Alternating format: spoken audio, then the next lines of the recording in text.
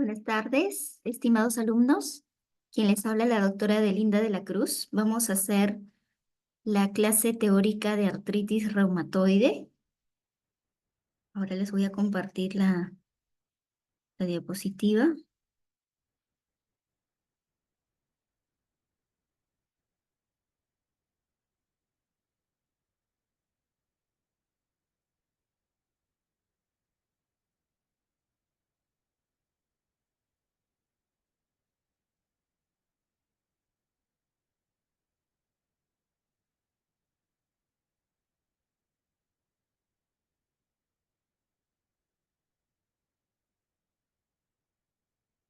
Si hay algún inconveniente, por favor me van avisando por los mensajitos.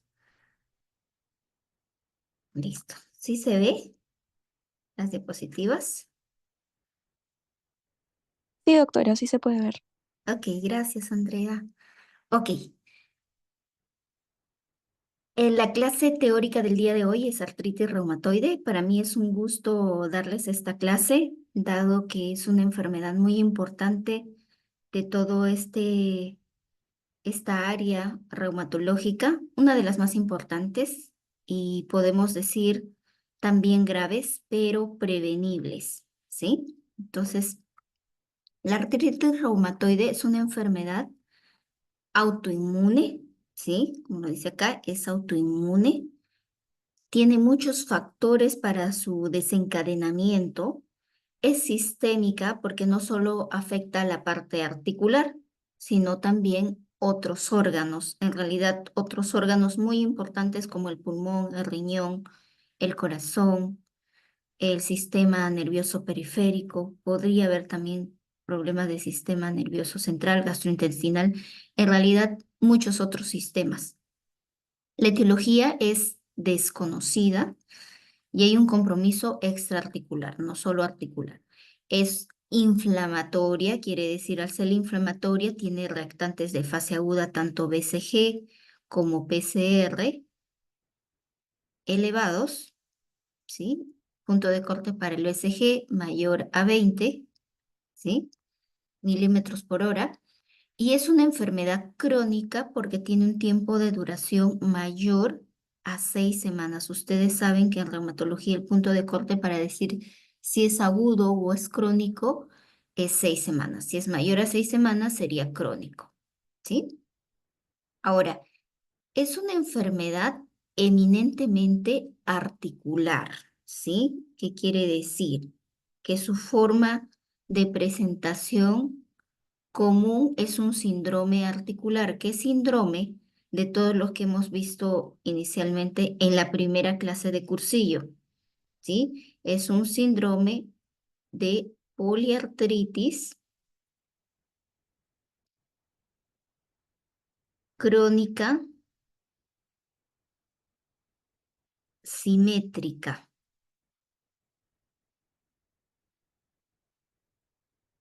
Es, tiene como clínica un síndrome de poliartritis crónica simétrica. Además, agregamos esto, es aditivo. Poliartritis, ¿sí? Poli, al decir poli, mayor igual a 5 articulaciones. Crónica, mayor a 6 semanas. Simétrica, aparece tanto en el lado derecho como el lado izquierdo del cuerpo, ¿sí? Es decir, por ejemplo, rodilla derecha, izquierda, muñeca derecha, muñeca izquierda. Aditivo, porque se va agregando, inicialmente pueden ser solo manos, articulaciones pequeñas, luego articulaciones medianas como muñeca, codo, y se pueden ir agregando las otras articulaciones grandes como la rodilla y la cadera, ¿sí? Va agregándose y es aditivo, ¿sí? Y además algo importantísimo es deformante. Deformante. ¿Por qué es deformante? Porque aquí hay que agregarle una palabrita, erosivo, ¿sí? Había enviado a su compañera que me había pedido las diapositivas del día de hoy justamente para que ustedes lo tengan impreso y puedan hacer los apuntes que en realidad en las diapositivas no están, ¿sí? Entonces, Un punto importante aquí es que esta enfermedad es erosiva, causa erosiones en los huesos, ¿sí? Eso es la diferencia quizá con el lupus, que también es una poliartritis crónica simétrica, podría ser adictiva también, pero no es erosivo, ¿sí? Al ser erosivo, deforma las articulaciones, ¿sí? Entonces, deformante y al deformarla, al paciente le produce incapacidad. Entonces, incapacitante. Entonces, incapacitante, ¿sí?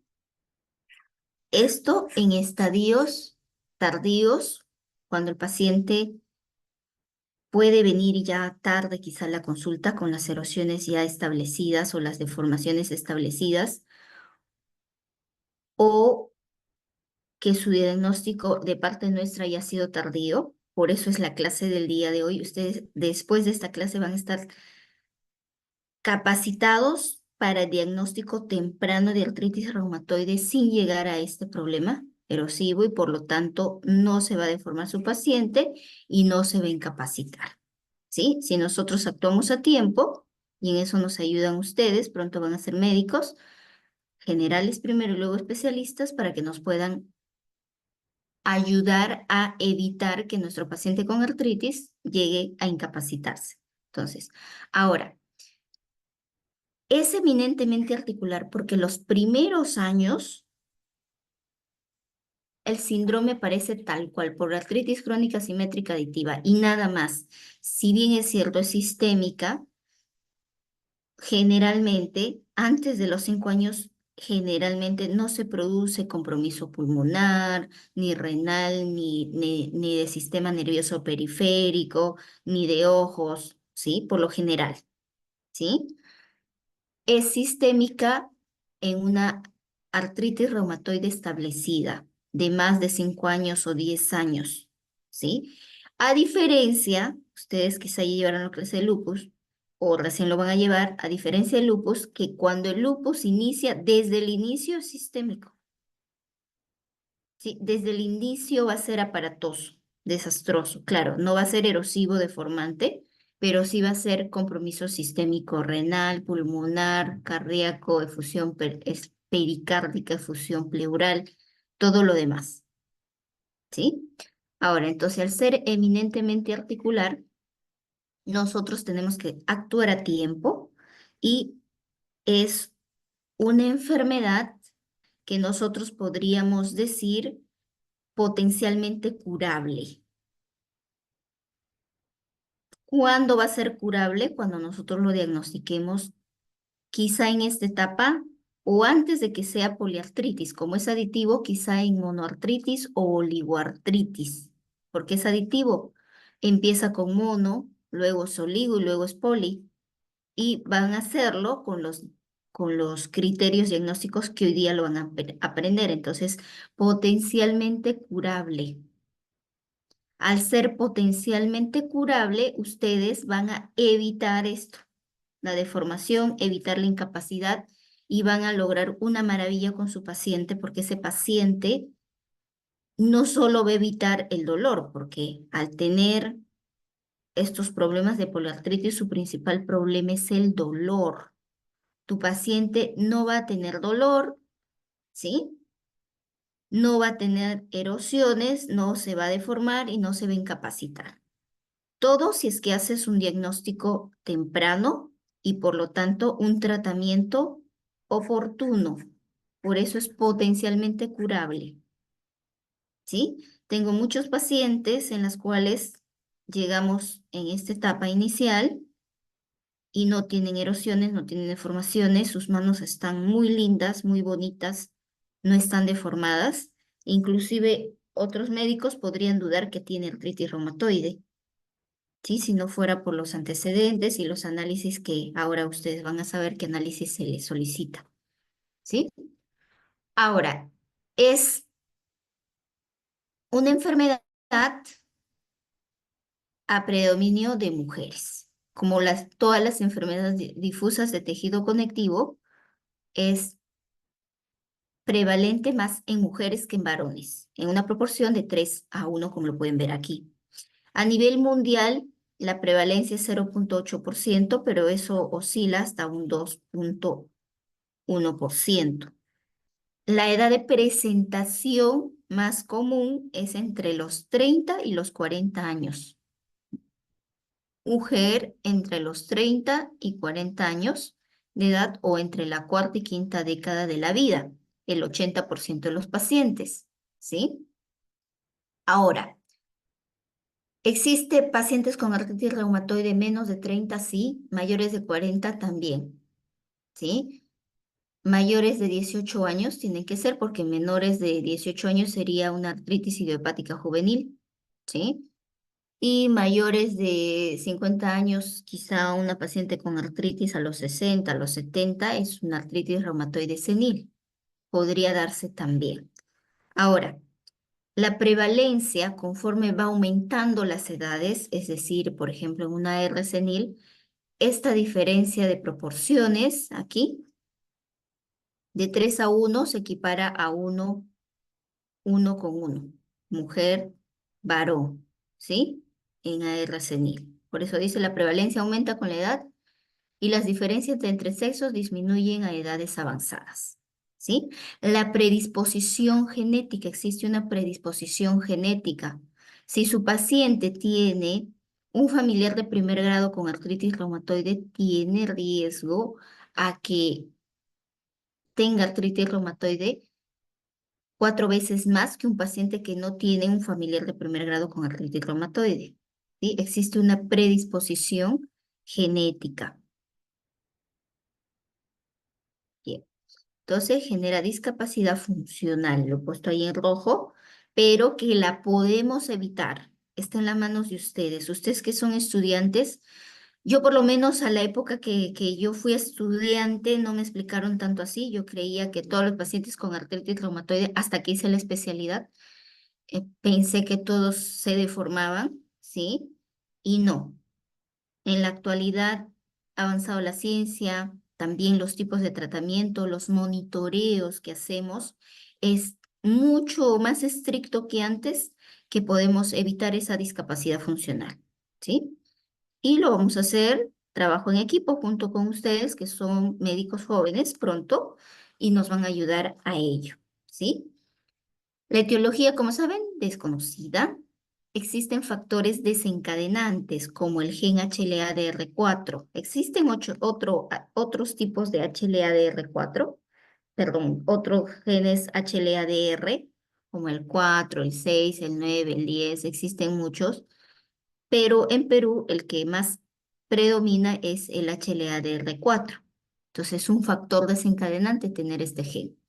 Que tu paciente fume también es un factor desencadenante. Entonces, tienes que preguntar en tu anamnesis si tu paciente fuma. Ejemplo, tienes un paciente que viene con artritis reumatoide y su hija es joven y empieza a fumar y por ahí tengo un factor genético, tienes que decirle a la hija que deje de fumar, porque si no, ese factor genético que ella tiene puede desencadenar la enfermedad.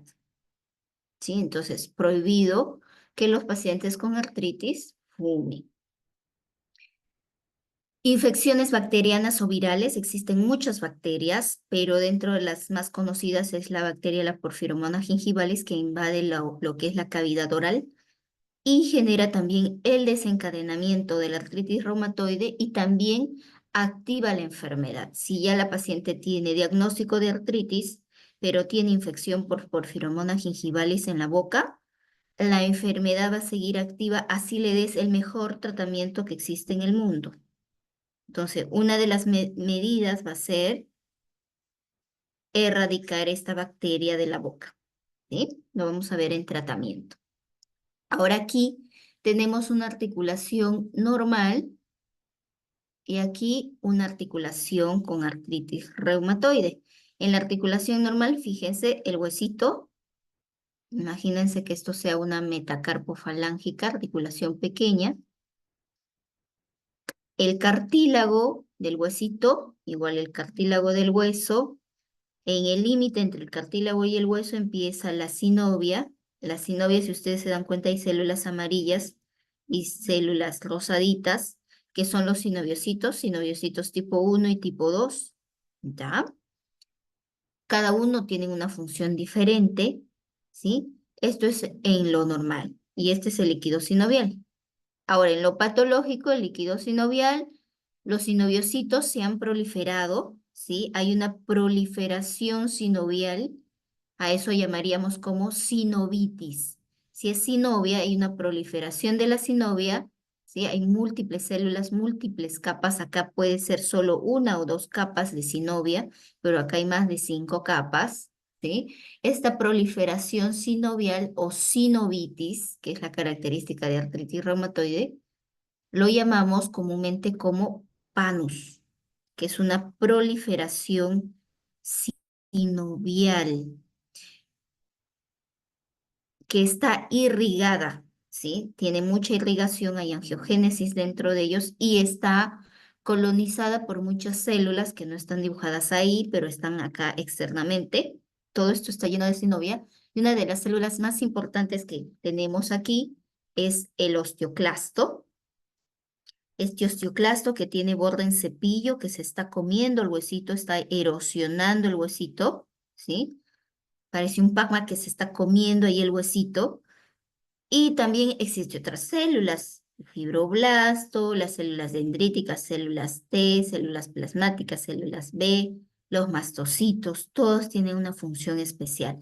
Y si ustedes se dan cuenta, la cápsula está distendida, ¿sí? Miren, a diferencia de esta que está bonita, aquí está distendida, hinchada, y si ustedes la examinan, van a sentir el derrame, que es una característica clínica cuando ustedes examinan a un paciente con artritis reumatoide. Decir que tiene un derrame en la articulación es igual que decir sinovitis. Sinovitis, ustedes ya saben que es inflamación de la sinovia. Cuando la sinovia se inflama, genera más líquido sinovial, ¿sí? Y hay derrame articular, ¿sí? Entonces, derrame es igual a sinovitis. Ahora, ¿cómo se inicia la patogenia de la artritis reumatoide?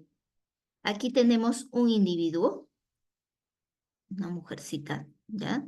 Una mujer genéticamente predispuesta, ¿sí? Tiene sus genes genéticamente predispuesta para artritis reumatoide. Viene quizá una bacteria, un virus o el ambiente, los rayos ultravioleta, ¿sí? Hay un desencadenante ambiental, ¿sí? Iniciación, ¿sí? Y este desencadenante ambiental en un individuo genéticamente predispuesto hace que el gen HLA-DR4, como ejemplo general, se active, ¿sí? Se active y, e inicie un proceso de activación de pérdida de la tolerancia. Es decir, se activa y genera ante un antígeno desconocido, ejemplo, una bacteria o un virus, que es un agente desconocido, genera la producción de anticuerpos, ¿sí? De anticuerpos contra ese antígeno desconocido, que a la vez son autoanticuerpos que van contra las células de las articulaciones, ¿sí? Entonces, hay un antígeno desconocido y este antígeno desconocido, que es esto de aquí, va a activar a las células dendríticas. Estas células dendríticas, que son las células presentadoras de antígenos, este antígeno se va a presentar a la célula T, ¿sí? Esta célula T, CD4, también va a presentarse a la célula B y la va a activar, ¿sí? Esta a su vez, la célula T va a generar otras interleuquinas, la célula B también se va a activar y va a madurar a células plasmáticas. Esta célula plasmática va a generar inmunoglobulina M, ¿sí? Esta inmunoglobulina M es el llamado factor reumatoide. El factor reumatoide es una inmunoglobulina M que va contra el factor FC de una inmunoglobulina G. ¿Sí? No se olviden el factor reumatoide.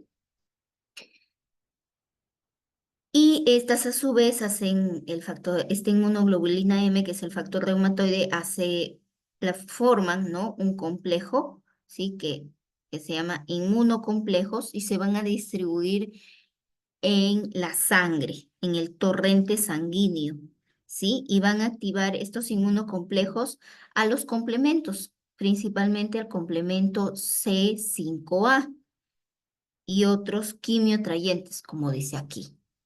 Estos inmunocomplejos son los que generan el malestar general en el paciente, ¿sí? El malestar general, como sensación de alza térmica, ¿sí? Ahora, estas células en general, células B, células T, células plasmáticas, van a liberar sus interleuquinas correspondientes y esta en especial, la célula T va a liberar el interferón gamma que va a activar a un monocito. Este monocito va a madurar y se va a convertir en un macrófago. Este macrófago va a liberar interleuquina 1, factor de necrosis tumoral alfa, interleuquina 6, interleuquina 8 y otras interleuquinas o citoquinas inflamatorias. Estas citoquinas inflamatorias van a activar a diferentes tipos celulares, esto solo es un resumen, y van a activar principalmente al fibroblasto, a los condrocitos y a los osteoclastos mediante la vía de RAM ligando, ¿sí? Ahora, estas células van a generar colagenasas, metaloproteasas, ¿sí? Catepsinas, que son enzimas que van a generar destrucción en el hueso, ¿sí? Van a generar destrucción en el hueso. Por eso son las erosiones. Entonces, en un individuo genéticamente predispuesto, ¿sí? Existen muchos genes, genes HLA y genes no HLA, estos son los no HLA, los más conocidos, el PTPN22, el STAT4, el PADI4, ¿sí? Y más factores predisponentes como el tabaco, ¿sí? Y hay un momento en que hay una pérdida de la tolerancia inmune. Ustedes saben que una característica del sistema inmune es que nos tenga tolerancia, nos tolere, nos soporte a células propias, pues están ahí las células y no, el sistema inmune no les ataca. Pero en el caso de la artritis reumatoide, el mismo sistema inmune ataca nuestras mismas células, nuestros sinoviocitos. Entonces hay una pérdida de la tolerancia, ¿sí? En ese momento hay liberación, por ejemplo, de factor reumatoide y el anti-CCP. Ahora, existe una fase de inflamación subclínica, ¿sí? En esa fase de inflamación subclínica hay inflamación, como ustedes se pueden dar cuenta, hay elevación de BCG, PCR, hay aumento de citoquinas, hay anemia y fatiga, pero lo que no va a haber es sinovitis y dolor. Paciente puede cursar con anemia, puede cursar con fatiga, mucho cansancio, ¿sí? Hay aumento de BCG, PCR, las citoquinas si los dosamos están incrementadas, pero no hay derrame articular, ¿sí? No hay dolores articulares, es una fase subclínica, ¿ya? Y en la fase clínica sí, hay dolor, hay inflamación, hay derrame y sinovitis. Ahora, entre riesgo genético y la fase preclínica, pueden demorar muchos años, ¿sí? Pero entre la fase clínica es indeterminado, pero entre la fase preclínica y la fase clínica, ¿sí? Más o menos demora 15 años, entre 14 a 15 años. Quiere decir, uno de los marcadores, no el factor reumatoide por si acaso, sino el anti-CCP, el anticuerpo cíclico citrulinado, uno de los marcadores para la artritis reumatoide puede aparecer hasta 14, 15 años antes de la fase clínica. Entonces, ese anticuerpo puede estar en esta fase subclínica, ¿sí? El anti-CCP, como marcador inmunológico sin llegar a la enfermedad. ¿sí? En la fase preclínica. Entonces, ¿eso cobra importancia? Sí, es importante. ¿Por qué? ¿En, en qué caso sería importante, por ejemplo? Me vienen muchas pacientes con artritis reumatoide que tienen hijas, ¿sí? Me dicen, doctora, ¿sabe qué? Mi hijita de pronto está con dolores articulares. ¿No será la enfermedad mi enfermedad? Dolores articulares puede ser por sobreactividad, sobreuso, cargar peso, que se fueron al gimnasio, que un golpe. Dolores articulares tienen muchas causas, ¿sí? Entonces, una forma es, les pido que vengan, les examino, no les encuentro sinovitis, no hay dolor, no hay clínica de artritis, pero lo que sí les puedo pedir es el anti-CCP para ver si está en la fase subclínica y yo saber si en algún momento, ya que tiene el marcador, imagínense que si sale negativo, difícilmente haga la enfermedad, pero si sale positivo, probablemente en algún momento. Pero como esta enfermedad la tenemos que detectar a tiempo, sería bueno detectarla en fases iniciales. Entonces, ejemplo, sale positivo el anti-CCP, apenas tengo un pequeño dolor o sinovitis, o le hacemos la ecografía, en la ecografía detecta sinovitis subclínica en esta etapa, que a veces nuestras manos no pueden evidenciarlo, le hago la ecografía, encuentro sinovitis más anti-CCP, un mínimo dolor por ahí, pues estoy haciendo el diagnóstico temprano de artritis sin la necesidad de que aparezcan las erosiones, las deformaciones, le damos tratamiento y su vida va a ser totalmente normal, ¿sí? Obviamente con tratamiento. ¿Sí? Entonces, ahí cobra importancia el anti-CCP. Aquí en esta imagen tenemos el causante de las erosiones, que es el osteoclasto, es una célula multinucleada, ¿sí? Muchas células, un borde ovalado y un borde en cepillo, ¿sí? Este borde en cepillo se va a adherir al hueso, esto va a generar una laguna con enzimas que van a degradar el hueso y van a generar las erosiones. Y estos osteoclastos se encuentran dentro del panos, ¿sí? Que ya lo hemos hablado. Ahora, para que se genere la osteoclastogénesis, ¿sí? Esto es un resumen, pero pasa por varios procesos. El primer proceso para la osteoclastogénesis, es decir, la generación de osteoclastos maduros, es que un osteoblasto, ¿sí? Que sería este de aquí, es un osteoblasto, tiene unos receptores que se llaman RAN ligando, ¿sí? Este RAN ligando que está aquí se va a conectar con el receptor RANK de un osteoclasto. Un osteoblasto hace contacto con un osteoclasto, ¿sí? Ahora, este RAN ligando se hace contacto con el RANK, ¿sí? Y hace que estas células mononucleadas, que son osteoclastos inmaduros, se unan y se diferencien y se activen y se produzca un osteoclasto maduro multinucleado como este de acá que va a generar las erosiones. Pero para que se produzca esto no solo es la unión de RAN ligando con el RANK, sino también la aparición de todas estas citoquinas proinflamatorias, el factor de necrosis tumoral alfa, ¿sí? ¿Sí? Factor aquí nuevamente en esta fase, la interleuquina 6, la interleuquina 1, ¿sí? Todos los que van generando el aspecto positivo para la producción de la osteoclastogénesis. Ahora, esta regulación de RANK y esta osteoclastogénesis, como les he mencionado, están reguladas por citoquinas inflamatorias. Las principales son el factor de necrosis tumoral alfa, interleuquina 6, 1, 6 y 17. Estas son blancoterapéuticos, ¿sí? Por eso es importante que de una vez vayan sabiéndolo, porque esos son blancos terapéuticos al momento de dar tratamiento. Ahora, vayamos con la clínica. La clínica, ¿cómo se presenta? Dijimos, es eminentemente poliarticular, más de 4 articulaciones, es crónica, más de 6 semanas, es aditiva porque se va agregando desde pequeñas articulaciones, medianas y grandes, sucesivamente. Es bilateral, ambos lados del cuerpo, lado derecho, lado izquierdo, es simétrico, ¿sí? Muñeca con muñeca, tobillo con tobillo. Es erosivo y es deformante. Ya, todas esas características clínicas.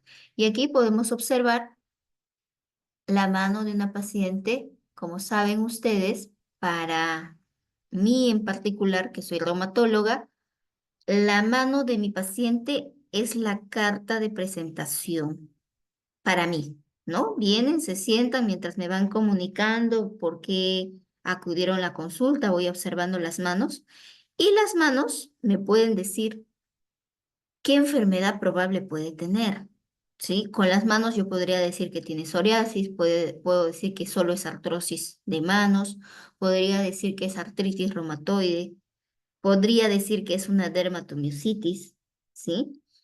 Entonces, viendo esta mano en esta imagen superior, veo que hay un aumento de volumen de las metacarpofalángicas, y hay un aumento de volumen muy evidente de las interfalángicas proximales. Más respeta las interfalángicas distales, se ven bonitas, ¿sí? Aquí se ve eritematoso y además hinchado. Si yo le toco, probablemente encuentre derrame, ¿sí? Entonces, hay sinovitis, ¿sí? Y probablemente haya dolor. Viendo esta mano también veo hay una desviación en ráfaga y hay una subluxación porque veo las cabezas de los metacarpos. Subluxación más desviación en ráfaga y acá hay atrofia interósea, ¿sí? Atrofia interósea. Aquí también atrofia interósea, como les duele, ya no movilizan mucho las manos. Y pues esta desviación de ráfaga es la desviación cubital, ¿sí? Que es una de las deformaciones más frecuentes en la artritis reumatoide. Aparte, hay un nódulo aquí. Si ustedes le presionan el nódulo, la paciente les va a decir que no les molesta, no le duele. Es un nódulo reumatoide, generalmente aparece en zonas extensoras del cuerpo. Por ejemplo, esta es la zona extensora del codo. Esta es flexora y esto es extensora. Flexor, extensor. Le presionan, no le molesta. Y algo importante, este nódulo reumatoide es un factor de mal pronóstico para el paciente. Si lo encuentran el primer día de la evaluación clínica, ese paciente va a tener una artritis reumatoide de las más agresivas, ¿sí?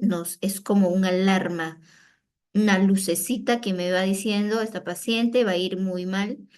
Entonces, yo tengo que actuar a tiempo, ser un poco agresiva con mi tratamiento para ganarle a esa enfermedad. Entonces, tenemos que revisar todo el cuerpito del paciente. Sitios más afectados. El sitio más afectado, como les manifestaba, la mano es la principal articulación que afecta a la artritis reumatoide, ¿sí? Y podríamos decir que no hay artritis reumatoide que no comprometa manos, ¿sí? Entonces, y afecta articulaciones pequeñas como las interfalángicas proximales, resalten proximales, más no las distales, y las metacarpofalángicas hasta en un 91% de los pacientes.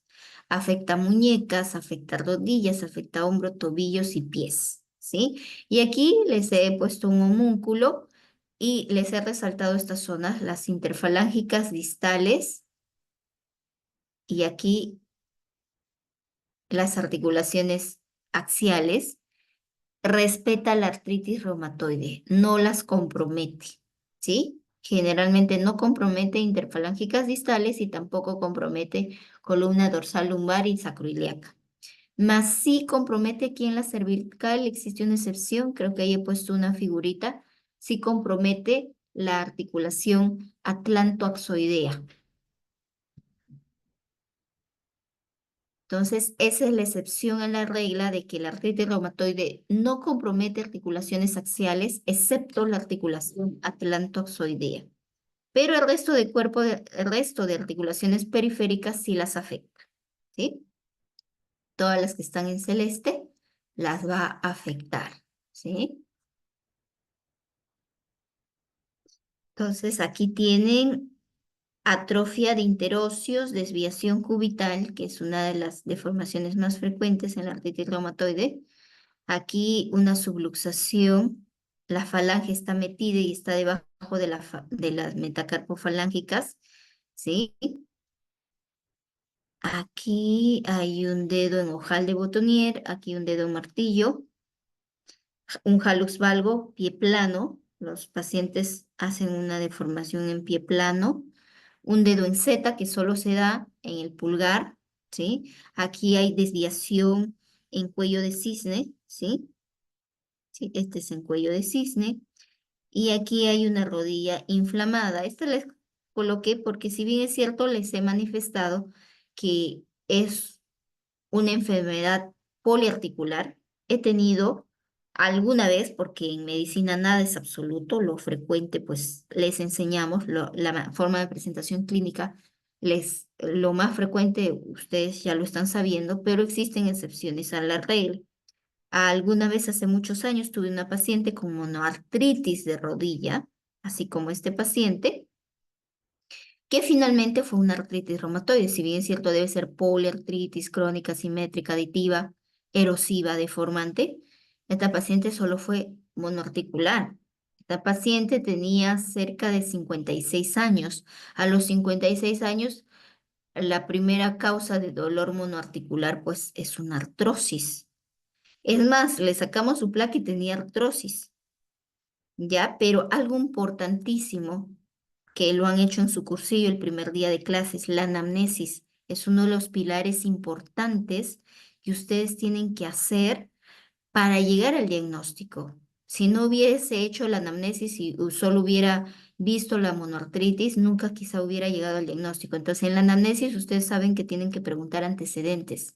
Y dentro de los antecedentes que hurgamos es que una de sus tías tenía artritis reumatoide.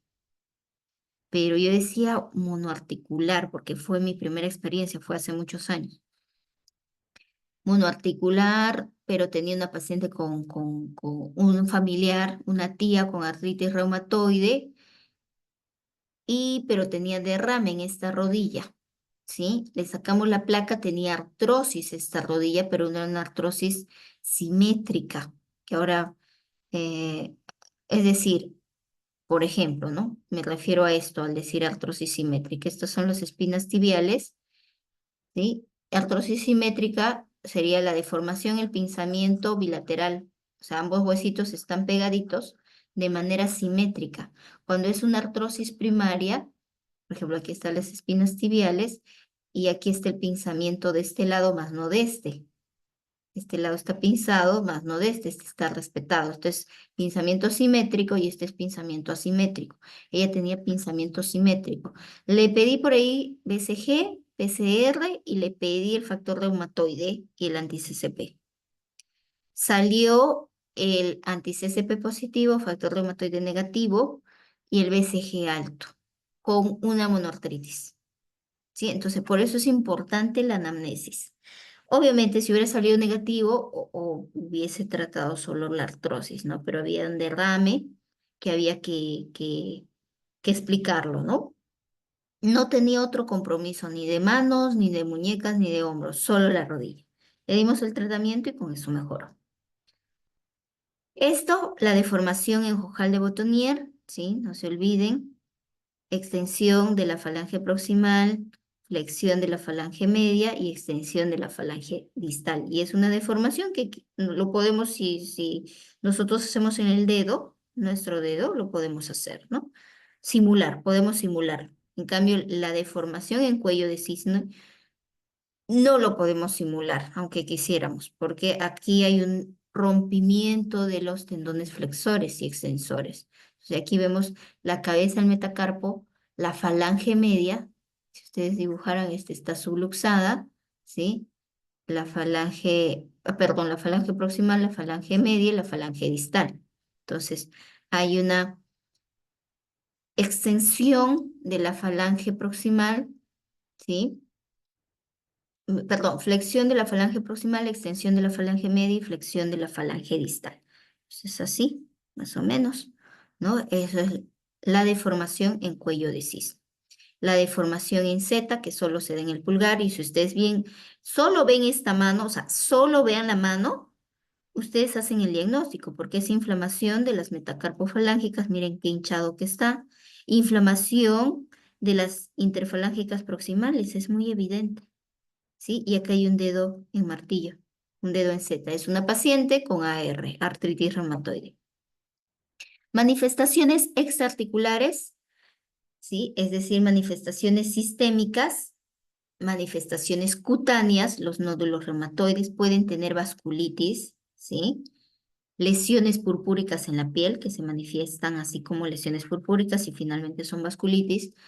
Problemas oculares, ojo rojo, ¿sí? ¿Sí? Como queratoconjuntivitis. Problemas respiratorios, enfermedad pulmonar intersticial, derrame pleural, cardíacas, derrame pericárdico, nódulos cardíacos también, aortitis, ¿sí? Gastrointestinales, vasculitis, renales, proteinuria, pero esta proteinuria va a ser en rangos nefróticos, ¿sí, chicos? Eso tienen que diferenciarlo.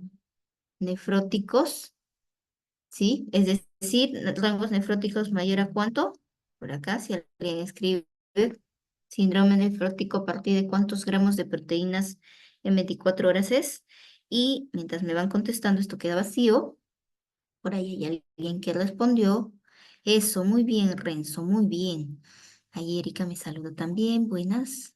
A ver, sí, mayor a 3,5 gramos, 3,5 gramos, rangos nefróticos.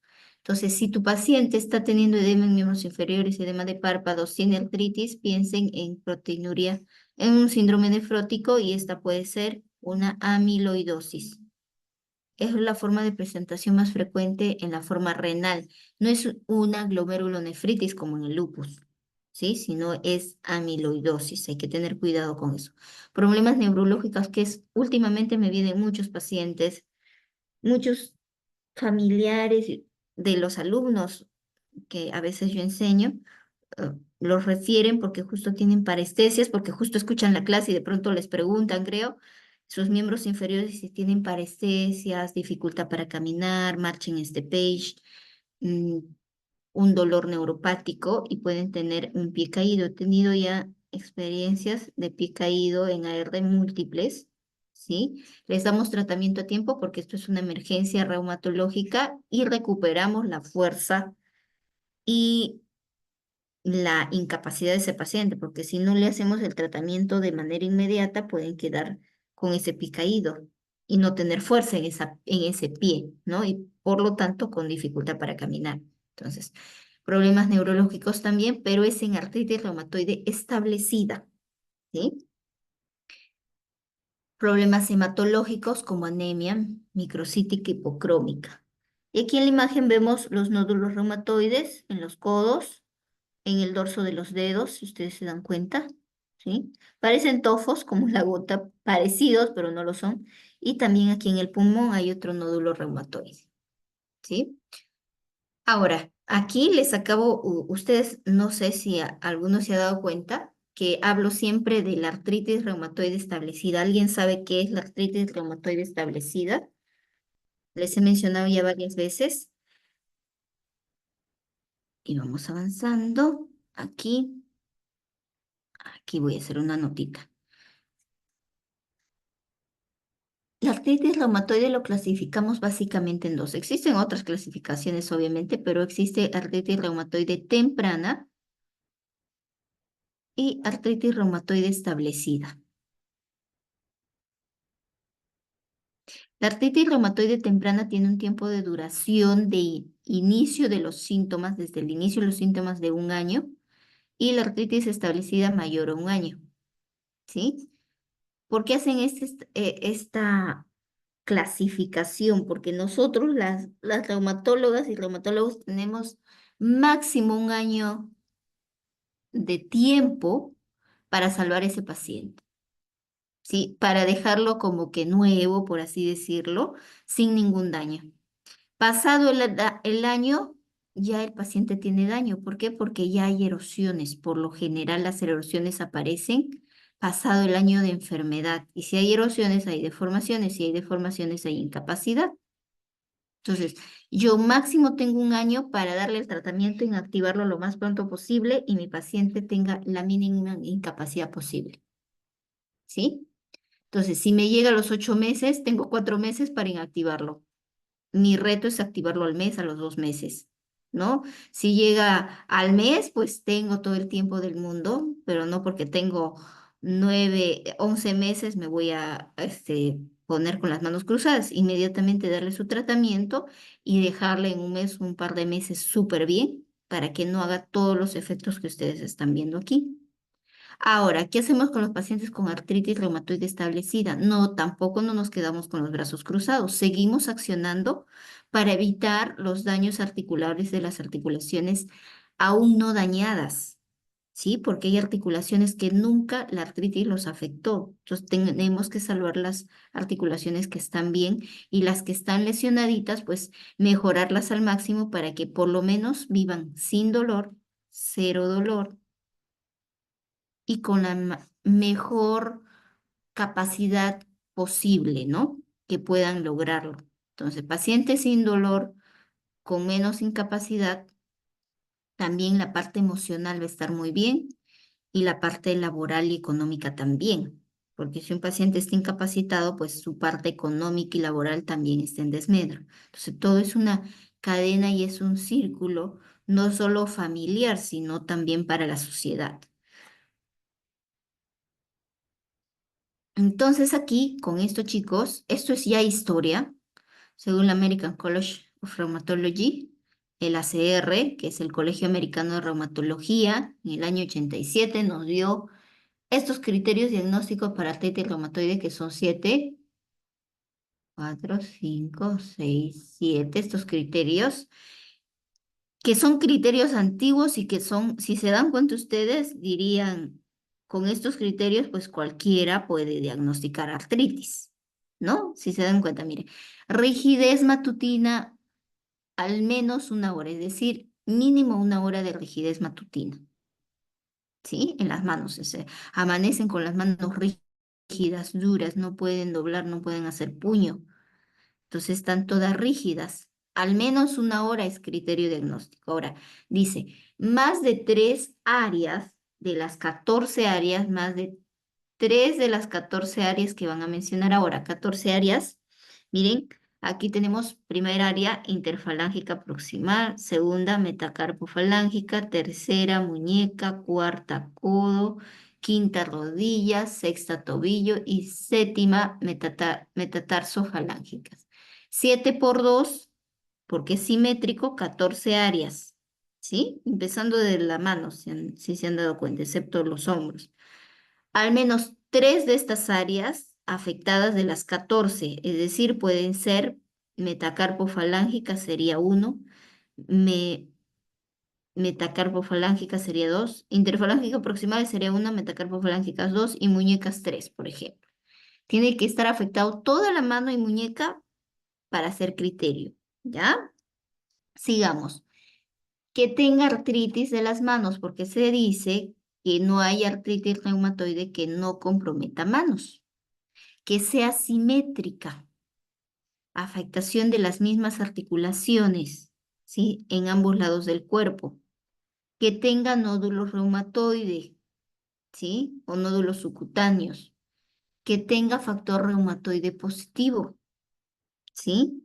Y que tenga alteraciones radiológicas, ¿sí? Como por ejemplo, aquí erosiones, descalcificaciones, que ya es estadios tardíos, ¿sí? Si ustedes buscan estos criterios y dice 4 de estos criterios, o sea, imagínate, 4 de los 7 criterios que tenga rigidez, que tenga 3, por ejemplo, de acá, que sea afectación de manos y que sea simétrica. Mira, están afectadas toda la mano, interfalángica proximal, metacarpofalángica, muñeca, que sea simétrico, tenga rigidez matutina. 4 de estos criterios todavía para hacer el diagnóstico del artritis reumatoide. Es decir, diagnosticaban en estadios tardíos. ¿Sí? Con esto, pues ustedes sí o sí están capacitados, o sea, a hacer el diagnóstico, pero esto queda como historia y siempre les explico porque lo tienen que saber. Pero ahora, lo que tienen que saber y es muy importante también son los criterios de Daniela Letaja, que publicó en el 2010 en el EULAR, en, en la Liga Europea contra las enfermedades reumáticas, ¿sí? Nuestra Liga Europea, en la que dice que necesitamos solo 4 criterios, o sea, utilizamos estos 4 criterios para hacer el diagnóstico de artritis reumatoide. ¿Y qué criterios? ¿Sí? Nos piden por lo menos que tenga al menos una articulación inflamada, solo una, en la cual no haya forma de explicar otra causa, porque ustedes saben, toda monoartritis es séptica hasta demostrar lo contrario. Eso lo van a hacer en la clase de artritis séptica o en la clase o que ya lo deben haber hecho artritis séptica. Entonces, que no sea artritis séptica, obviamente hay una artritis ahí que no es artritis séptica, le buscan todas las causas y no encuentran la causa. Toda monoartritis, una de las causas podrían pensar en artritis reumatoide, ¿sí?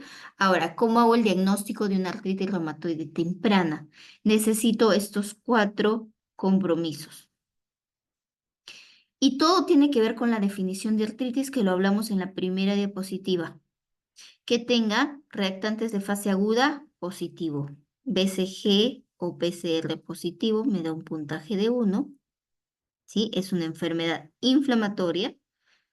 Es una enfermedad crónica que dure más de 6 semanas, otro puntito, y que tenga título positivo para anti-CCP o factor reumatoide, o ambos, no hay problema. Si es título bajo, un puntaje de 2, y si es título alto, un puntaje de 3. ¿A qué llamamos título alto? Al valor, en realidad es al valor mayor o igual a 3 veces del valor normal superior. ¿Sí?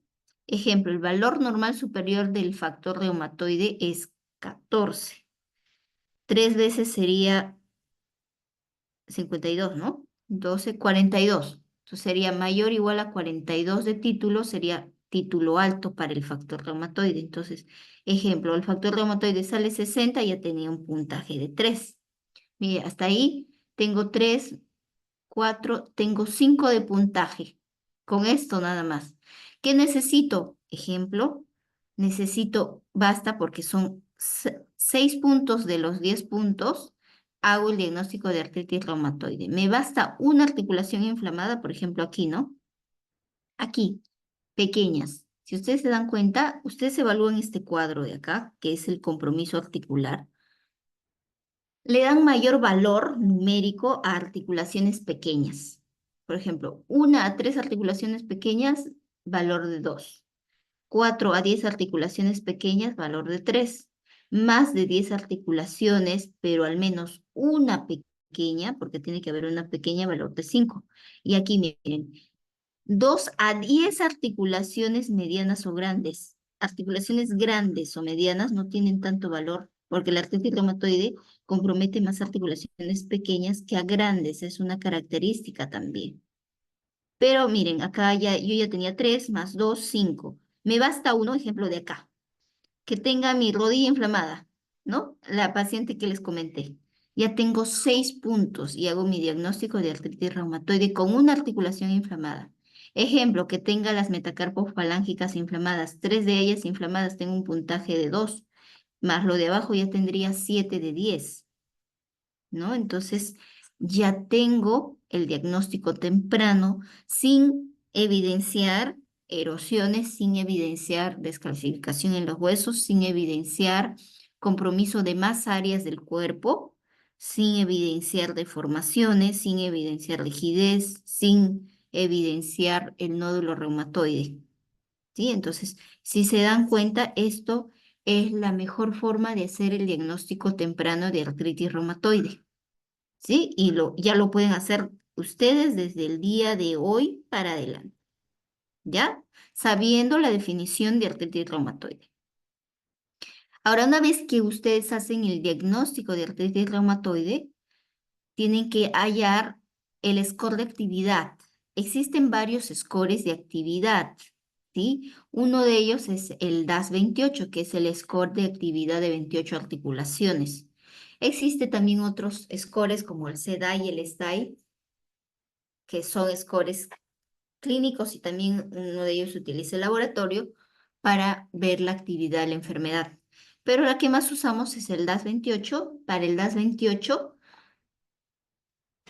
necesitamos el número de articulaciones tumefactas, un número de articulaciones dolorosas, más el valor del BCG, la evaluación general del paciente. Colocamos todo esto en un app que lo pueden bajar, ¿sí? En su celular. Lo colocan los valores y les sale un valor que puede estar dentro de estos rangos. Si sale mayor o igual a 5,2 es actividad alta, entre 3,2 a 5,1 actividad moderada, menos de 3,2 es actividad baja y menor a 2,6 es remisión clínica, que es el objetivo que nosotros vamos a tener cuando hagamos el diagnóstico de artritis. El objetivo es que remita, haya remisión clínica menor a 2,6 por lo menos hasta, los primeros 3 meses del diagnóstico. En 3 meses a partir del diagnóstico máximo podríamos tener estos valores, ¿sí? Máximo, máximo, bueno, 3 meses es el reto, ¿no?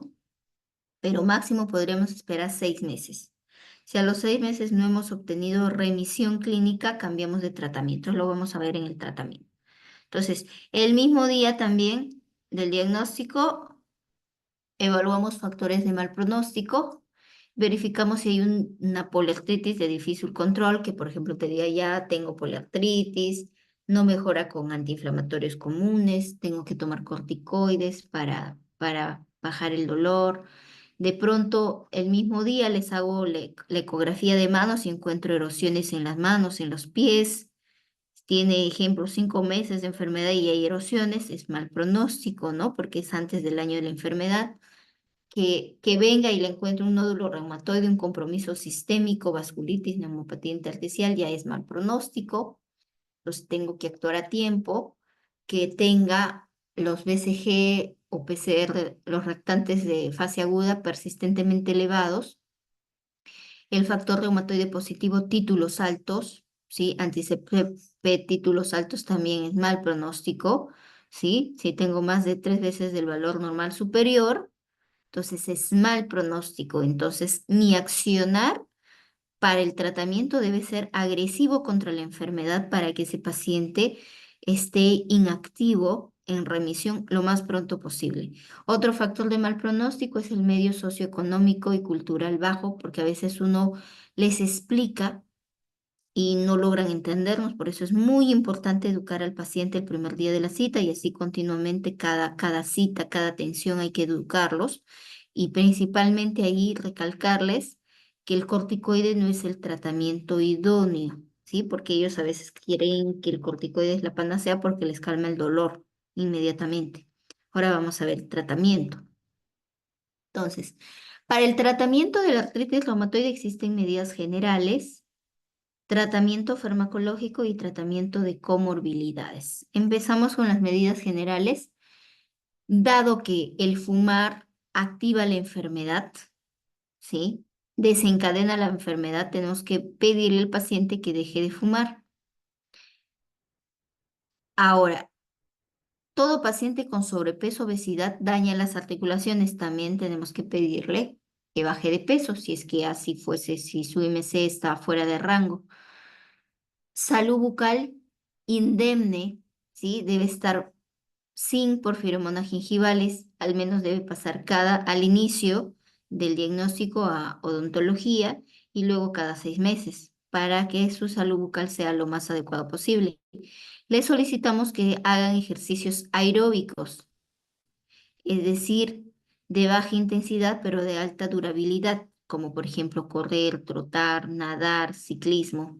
Ya pueden hacer esos ejercicios los pacientes, pero no al momento que les duele al inicio, ¿no? Cuando viene el momento del diagnóstico. Cuando ya estén recuperadas, podrían empezar a practicar, idealmente natación.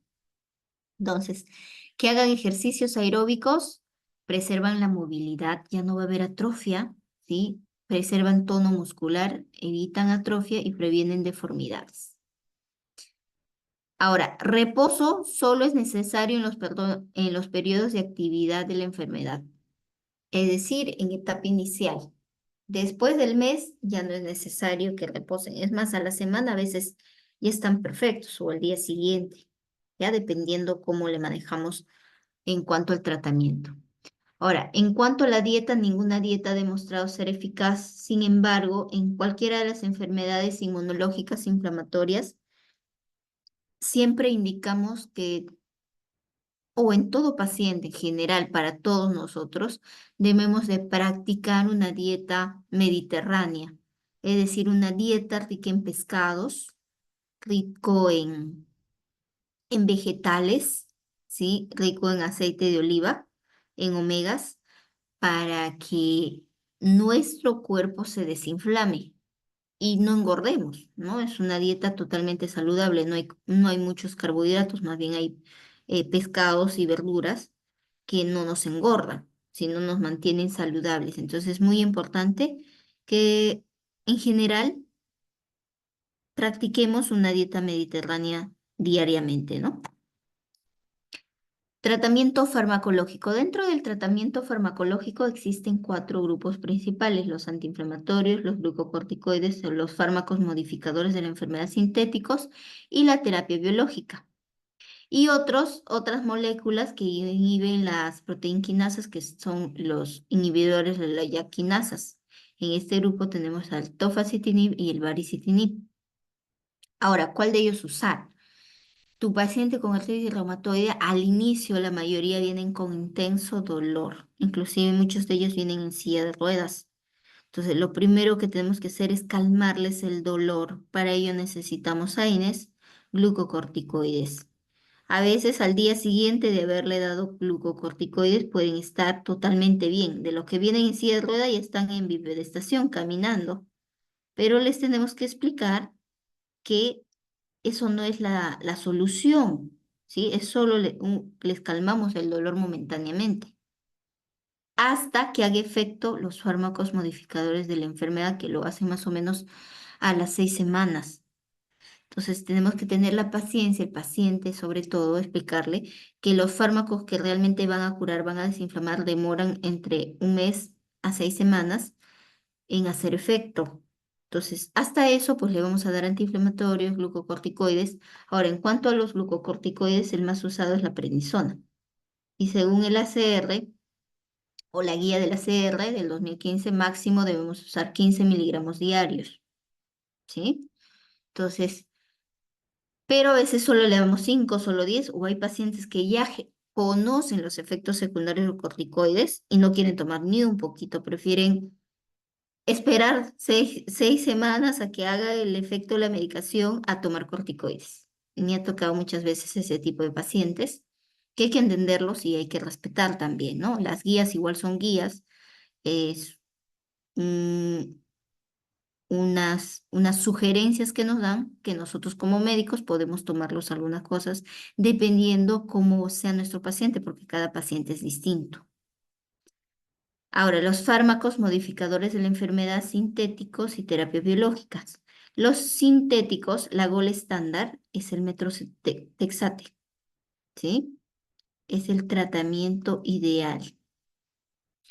Y el metrotexate existe vía oral y existe vía subcutánea, ¿sí? El vía oral puede ir una dosis de 7,5 hasta 15 miligramos semanal, ¿sí? Ahora, la guía dice estos valores. Yo generalmente otros inician en estos valores por los efectos secundarios del metrotexate, pero yo generalmente inicio 15 miligramos semanal y me va muy bien. Pero hay estrategias para que no genere efectos secundarios, ¿no? Ahora, la vía subcutánea lo puedes usar a cualquiera de estas dosis, pero generalmente se sugiere a mayores de 15 miligramos de metrotexate, o si quieres de 10, 15 miligramos también, pero idealmente mayor a 15, porque la vía oral máximo se puede dar hasta 15 miligramos. Pasado los 15 miligramos podrías darle, pero los efectos secundarios aumentan en gran medida y la biodisponibilidad del metrotexate disminuye hasta en un 70% pasado los 15 miligramos bioral. Entonces, no tiene sentido darle bioral pasado los 15 miligramos semanal. Entonces, pasó los 15, sí o sí deberíamos pasar a vía subcutánea, semanal. Ahora, el metrotexate tiene un efecto de disminuir el ácido fólico en el cuerpo y generar efectos secundarios con ello, por ejemplo, hepatotoxicidad, mucositis, ¿no? Inflamación de las mucosas y otros efectos secundarios también. Para evitar ello, cada vez que demos metrotexate tenemos que dar ácido fólico. El ácido fólico viene a una dosis de 15, perdón, de 0,5 miligramos, ¿sí? La tabletita. Entonces le tenemos que dar 2 tabletas diarias de lunes a viernes. La dosis semanal debería ser 5 miligramos semanal, por eso le damos esa cantidad. Y nunca el día del tratamiento de metrotexate se da semanal o sábado o domingo o, ¿ya?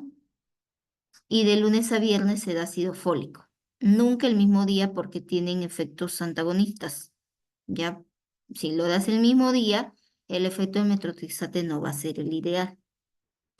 Ahora, otro tratamiento que usamos es la leflunomida, que viene en una dosis de 20 miligramos y es diario, una dosis diaria QD.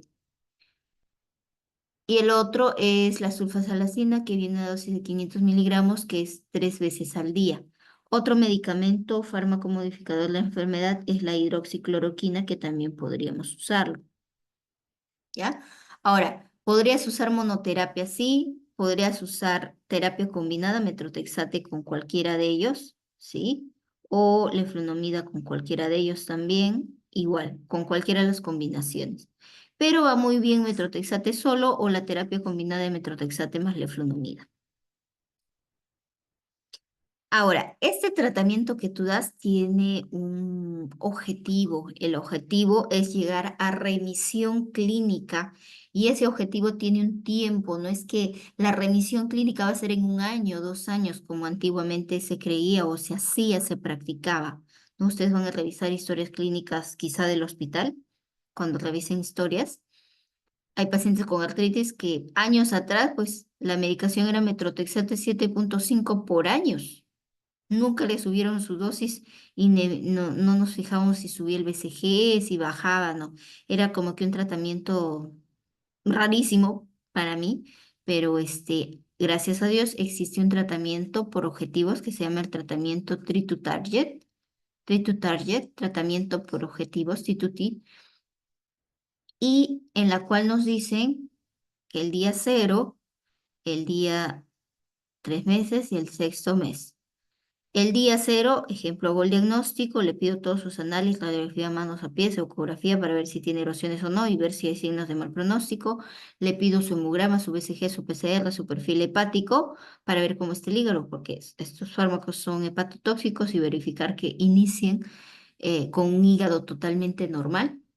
Y dado ello, inicio el tratamiento y a los 3 meses monitorizo otra vez aquí obviamente le voy a sacar su DAS28, ejemplo que salga 5,8 y a los 3 meses que me salga 1,8.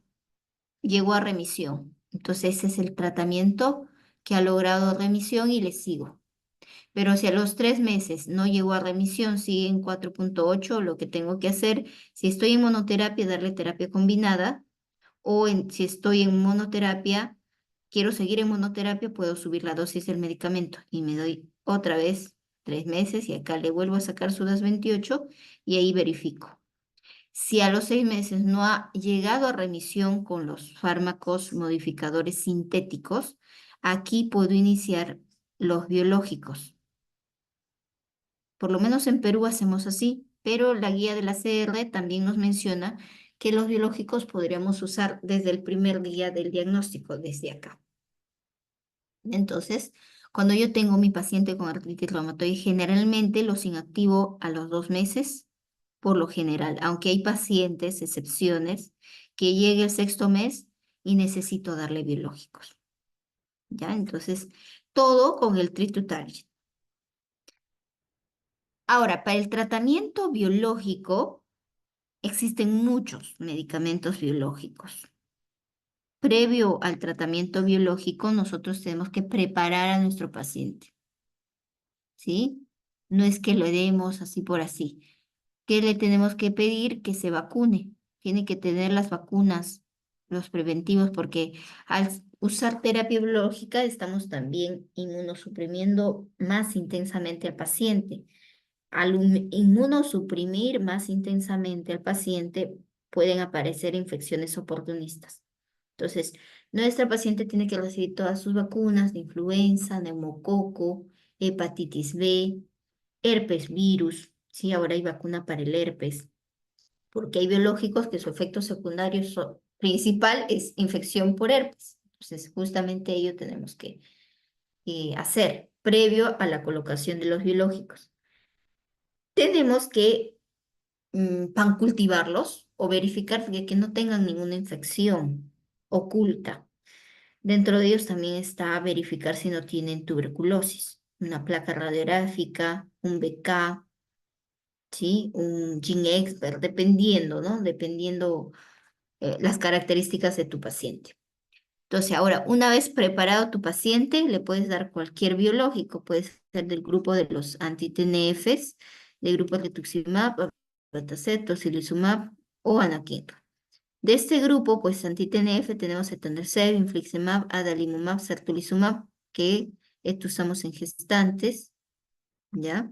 Golimumab, rituximab, que es un biológico que va contra el receptor del linfocito CD20, el abatacept que va contra el inhibidor de la coestimulación de los linfocitos T, tocilizumab, un anticuerpo monoclonal que va dirigido contra el receptor de la interleuquina 6 y el anakinra contra la interleuquina 1.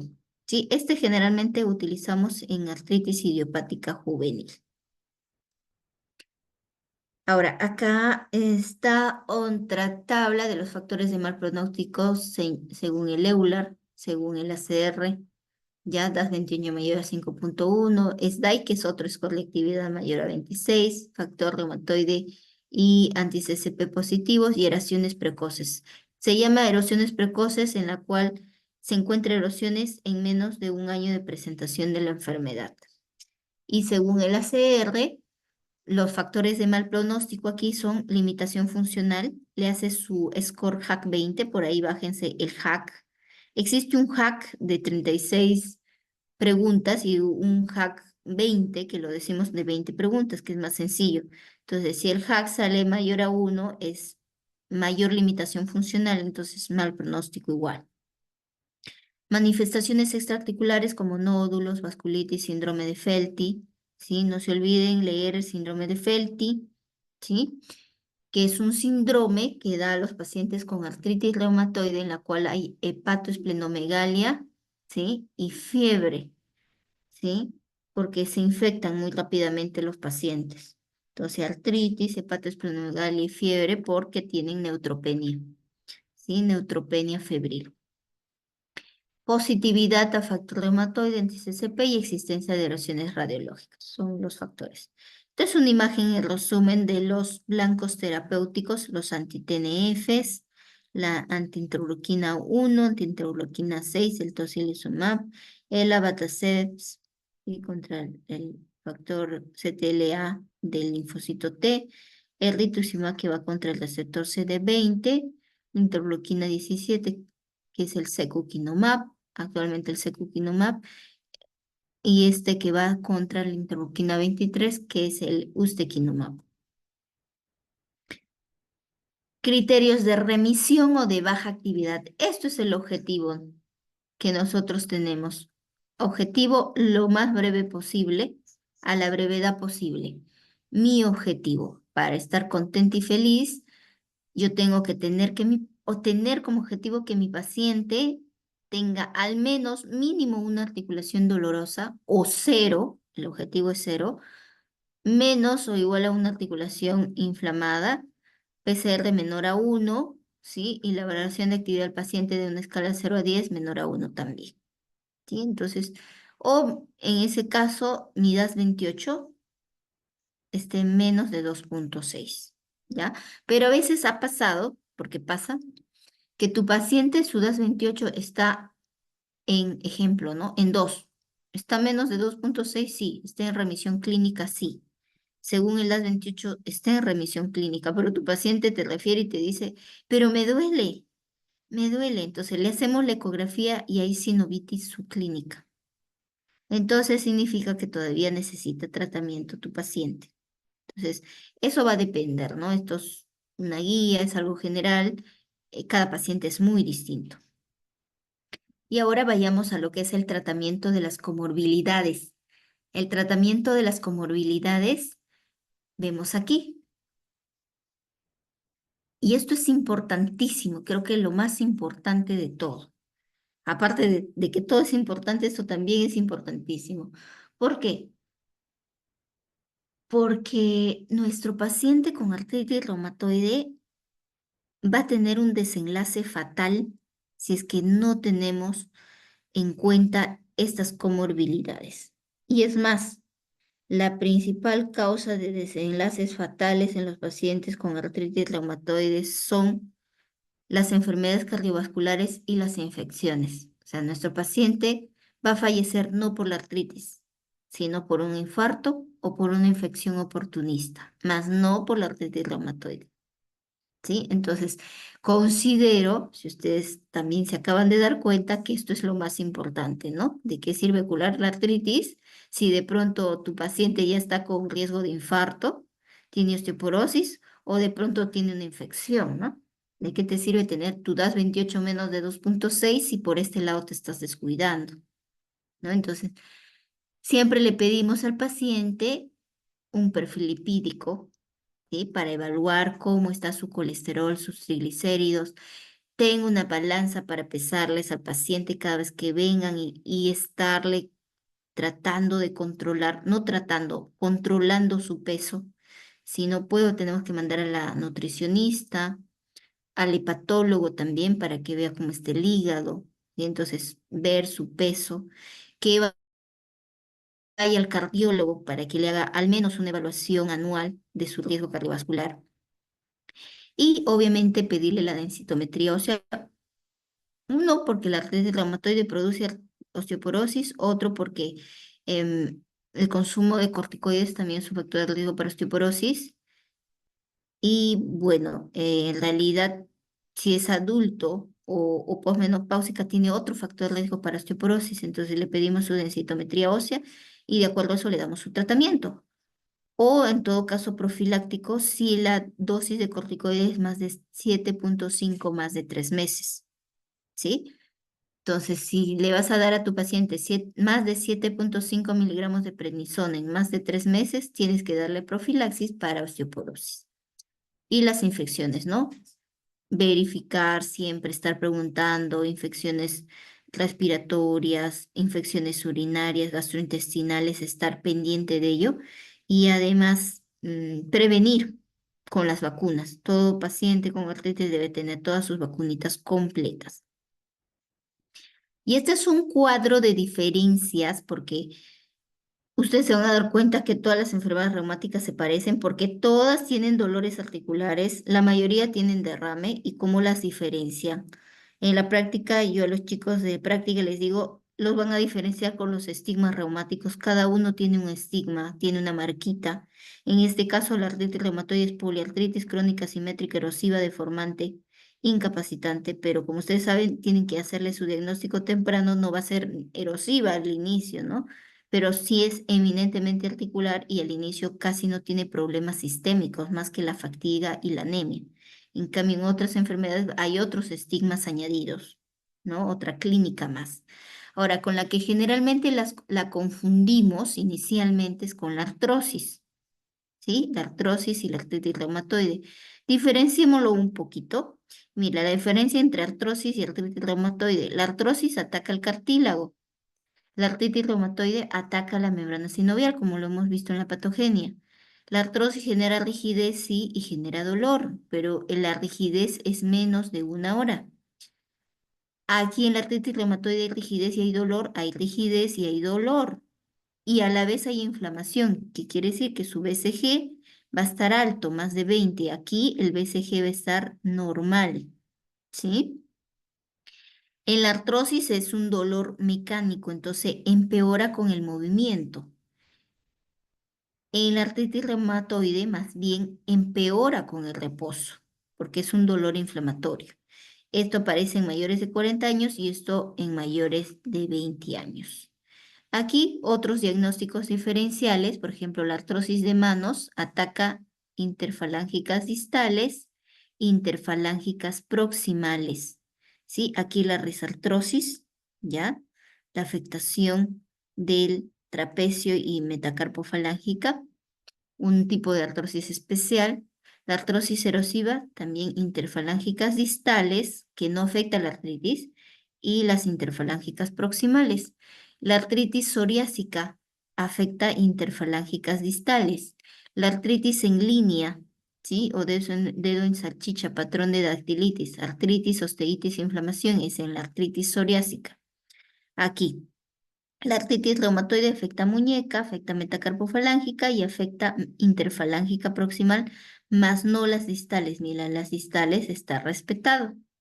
Y la hemocromatosis, que es un tipo de enfermedad metabólica por depósito de hierro en las articulaciones, afecta la muñeca y las metacarpofalángicas, más no las interfalángicas proximales.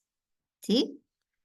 Ahora, veamos acá características radiológicas de las interfalángicas distales. Esto también quiero que más o menos presten atención. La imagen A corresponde a una artrosis. Acá si se dan cuenta, este lado está pinzado, este hueso está más pegadito aquí. En este lado hay osteofitos, ¿sí? Hay cuerpos osteocondrales sueltos aquí, ¿sí? Osteofito marginal. Entonces es una artrosis. Una artrosis erosiva, también hay un osteofito por acá, pero hay una erosión central, ¿sí? ¿Ya? En el caso de lo que es la psoriasis, si ustedes se dan cuenta en la psoriasis, la densidad ósea está más aumentada, ¿sí? Está aumentada. Es una característica radiológica en la psoriasis. También hay erosiones, sí hay erosiones, pero miren, hay una proliferación ósea. Erosión marginal, pero con proliferación. Hay erosión marginal, pero hay proliferación. A la vez de erosión, también el hueso crece. Ahora, y en la artritis reumatoide, más bien la densidad ósea o mineralización ósea, para ser más exacto, la mineralización ósea está disminuida, ¿sí? Y hay erosiones marginales aquí. ¿Sí? Ya saben por qué, porque la sinovia justo se inserta entre el cartílago, el límite entre el cartílago y el hueso, y ahí está el panus, y por eso las erosiones son marginales en la artritis reumatoide. Entonces, erosiones marginales no proliferativas, a diferencia de la psoriasis, ¿no? No hay proliferación ósea, más bien todo lo contrario, hay disminución de la mineralización ósea. Listo, chicos, aquí está Jean-Pierre Renoir, que es un pintor famoso, ¿no? Francés, que nos ha hecho grandes obras maestras, como esta maravilla que ven aquí. Existen otros cuadros muy bonitos de él. Y él en sus últimos 20 años de vida tuvo artritis reumatoide y justamente en sus últimos 20 años de su vida es la que generó más de 100 pinturas magistrales que ustedes pueden ver en las páginas, o cuando vayan a Francia, pues lo pueden ver, ¿sí? Y conocer su casa y todo históricamente. Y si ustedes se dan cuenta, mira, las manitos aquí están empuñadas. Está en una silla de ruedas para esa época, por los 1800, finales de 1800. Y miras su dedito en Z y sus manos en cuellos de cisne. Y justamente les coloco esta imagen de Jean-Pierre Renoir, que tiene artritis reumatoide, porque él es un ejemplo de motivación para que, a pesar de estar con mucho dolor, incapacitado, hizo de su accionar, porque a él le gustaba pintar, maravillas, ¿no? Entonces lo mismo nosotros, ¿no? A nosotros nos encanta la medicina, cada uno buscará la especialidad que le gusta y pues se apasionará en cuanto a su trabajo y empezará a estudiarlo mejor. Ahora nos toca estos días reumatología. Espero que lo estén aprovechando al máximo y sigan leyendo bastante, sigan preguntando, porque no todo lo sabemos, chicos. Yo en pregrado, pues, no sabía casi de reumato mucho, porque al igual que ustedes, reumato era bien, bien corto, y además más corto que en ustedes. Ustedes todavía tienen su mes de reumatología, en mi caso fue menos tiempo, pero tienen que aprovechar al máximo porque las enfermedades reumáticas son enfermedades muy frecuentes, demasiado frecuentes, tanto así que si son una familia numerosa, yo les aseguro que alguna de sus familiares debe tener la artrosis, ejemplo, no es artritis, ¿no? Que es una enfermedad rara, poco frecuente, pero artrosis sí es una enfermedad bastante frecuente. Y chicos, entonces, miren, por ahí han publicado en los links. Listo, chicos. Entonces, por favor, mm, lean, lean el tema, lean este tema, lean todos los temas que están aprendiendo. Y si hubiese alguna pregunta, pues bienvenido, ¿no? ¿Alguno de ustedes tiene una pregunta? Lo pueden hacer por el chat, pueden levantar el micrófono.